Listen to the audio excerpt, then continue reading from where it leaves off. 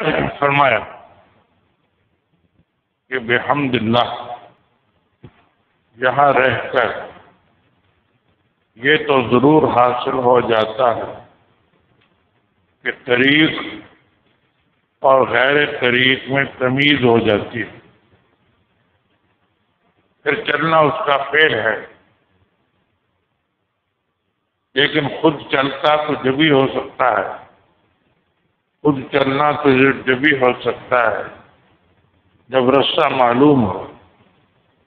آج کل یہ حالت ہے کہ کتابیں بھی ختم، مدرس بھی ہو گئے، مگر آج تک یہ خبر نہیں کہ رستہ کیا ہے۔ لوگ ضوابط میں مبتلا ہیں، مقاصد کو چھوڑے ہوئے۔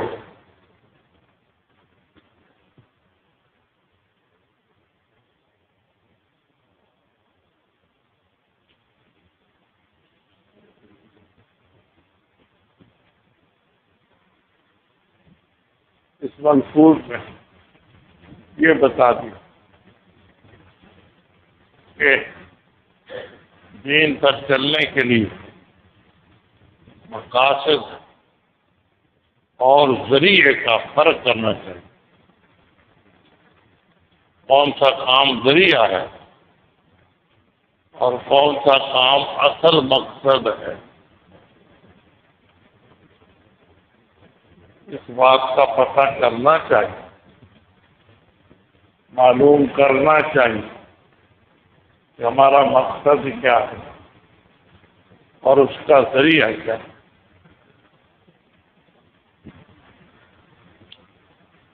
مقصد ہے 5 قسموں میں 5 قسم کی پابندی،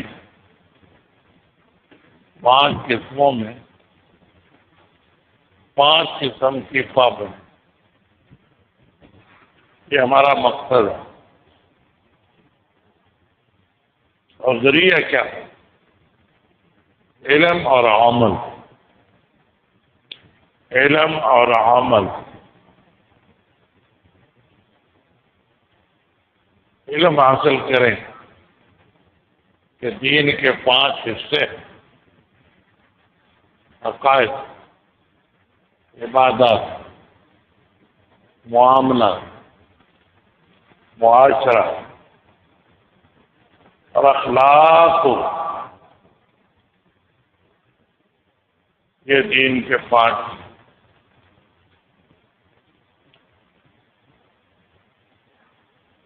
ہر حصے میں 5 قسم کی پابندی ضروری ہے۔ فرائض ادا کریں، واجبات ادا کریں، سنت موقتہ ادا کریں، حرام سے بچے، مکروہ تحریمی سے بچے۔ یہ 5 قسم کی پابندی دین کے 5 شعبوں میں ضروری ہے۔ اس کے بغیر دیندار نہیں بن سکتا۔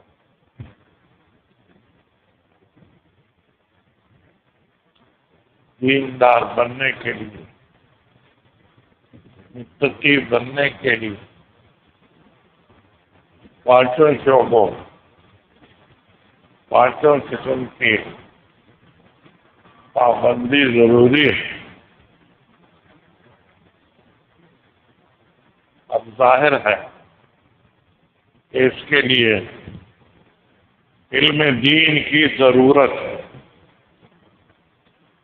علم دین حاصل کرے، جس کا اصل طریقہ تو یہی ہے کہ مدارس میں داخل ہو کر 8 سال لگائے، دن رات پوری محنت کرے،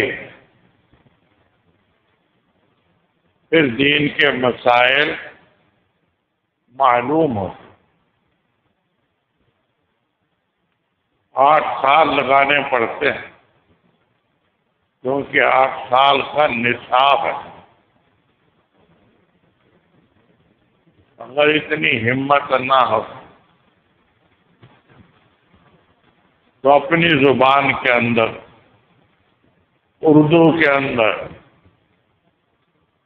دینی مسائل کی کتابیں پڑھ لے.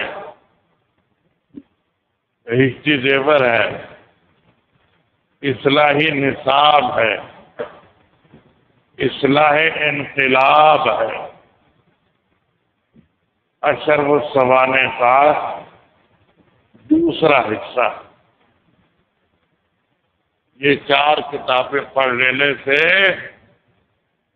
ضروری مسائل آ جاتے ہیں.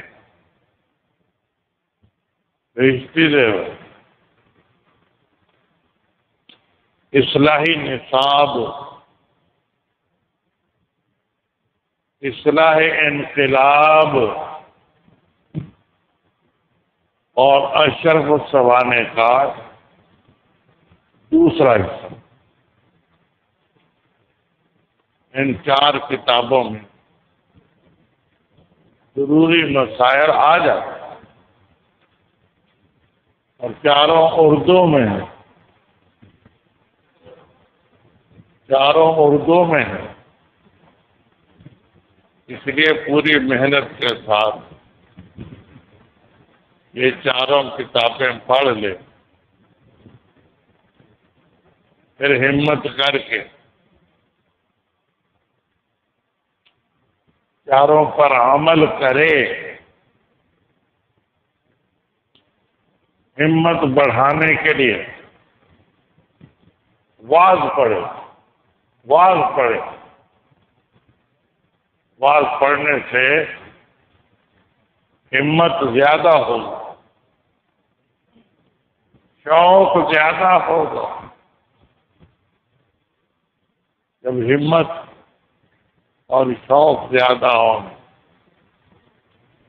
تو ان سب حکموں کی پابندی کرے گا